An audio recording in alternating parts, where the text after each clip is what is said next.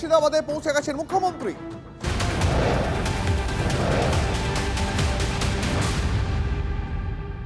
সরাসরি ছবি দেখাবো আপনাদের। মুর্শিদাবাদে মুখ্যমন্ত্রী শুভেন্দু অধিকারী আজ দেখা করবেন কর্ণ সুবর্ণের রেলগেট দুর্ঘটনায় মৃত পড়ুয়াদের পরিবারের সঙ্গে।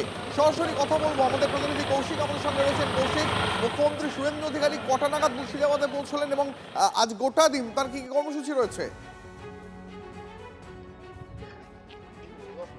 দেখো, মুখ্যমন্ত্রী 15 মিনিট আগে কিন্তু মুর্শিদাবাদে তিনি পৌঁছে গেছেন। কপ্টারে করে তিনি এসে বহরমপুরে প্রথমে হেলিপ্যাডে নেমেছেন। সেখান থেকে এসে প্রথমেই আসবেন কর্ণ সুবর্ণের কাছে যে গোবিন্দপুর রেলগেট রয়েছে, সেই রেলগেটের সেই দুর্ঘটনাস্থলে প্রথমে আসবেন। তারপর সভাস্থল একটি তৈরি করা হয়েছে, সেখানে যারা মৃত আত্মীয় রয়েছে তাদের সঙ্গে দেখা করবেন এবং আগের ঘোষণা করেছিলেন যে মৃত পরিবারকে আর্থিক সহযোগিতা করা হবে। 5 লক্ষ টাকা করে চেক তুলে দেওয়ার কথা তিনি আগেই ঘোষণা করেছিলেন। সেই চেক তুলে দেওয়া হবে, মুখ্যমন্ত্রী তিনি স্বয়ং নিজে তুলে দেবেন। এবং এর পাশাপাশি মুখ্যমন্ত্রী এদিন এখানে আসার পাশাপাশি তিনি আবার যে হাসপাতালে একজন ভর্তি রয়েছে পড়ুয়া, তার সঙ্গেও কিন্তু দেখা করবেন মুর্শিদাবাদ মেডিকেল কলেজ হাসপাতালে, সেখানেও যাবেন এখান থেকে ফেরার সময়। তবে আর কয়েক মিনিটের মধ্যে কিন্তু এই ঘটনাস্থলে এসে পৌঁছাবেন মুখ্যমন্ত্রী শুভেন্দু অধিকারী এবং এই যে গোবিন্দপুরের যে রেলগেট সংলগ্ন এলাকা রয়েছে সেই ঘটনাস্থল কিন্তু তিনি ঘুরে দেখবেন এবং সেই দুর্ঘটনাস্থল ঘুরে দেখার পর কিন্তু যে গ্রামের মধ্যে একটি জায়গায় কিন্তু একটি সভাস্থল করা হয়েছে, সেই সভাস্থলের উদ্দেশ্যে সেখান থেকে রওনা দেবেন। সেই সভাস্থলের পর তারপরে শেষে তিনি মুর্শিদাবাদ মেডিকেল কলেজ হাসপাতালে পৌঁছাবেন।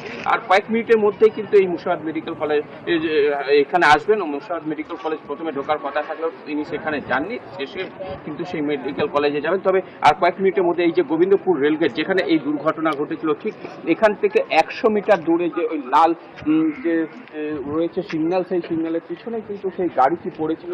এখানে 2 পড়ুয়ার মৃত্যু হয়েছিল এবং এক সাইকেল আরোহীর। এর পাশাপাশি হাসপাতালে চিকিৎসারত অবস্থায় আরো 2 জনের মৃত্যু, মোট 4 জন পড়ুয়া ও একজন সাইকেল আরোহীর মৃত্যুর যে ঘটনা ঘটেছিল, সেই ঘটনায় মুখ্যমন্ত্রী কিন্তু এর পাশাপাশি আরেকটা বিষয় তোমার থেকে জানতে চাইবো, যেমন একদিকে পড়ুয়াদের পরিবারের সঙ্গে দেখা করবেন মুখ্যমন্ত্রী শুভেন্দু অধিকারী, অন্যদিকে তদন্ত কতদূর এগিয়েছে, তদন্ত কোন পর্যায়ে রয়েছে তা জানতে পুলিশ আধিকারিকদের সঙ্গেও বৈঠক করতে পারেন শুভেন্দু অধিকারী, জানাচ্ছিলে তুমি।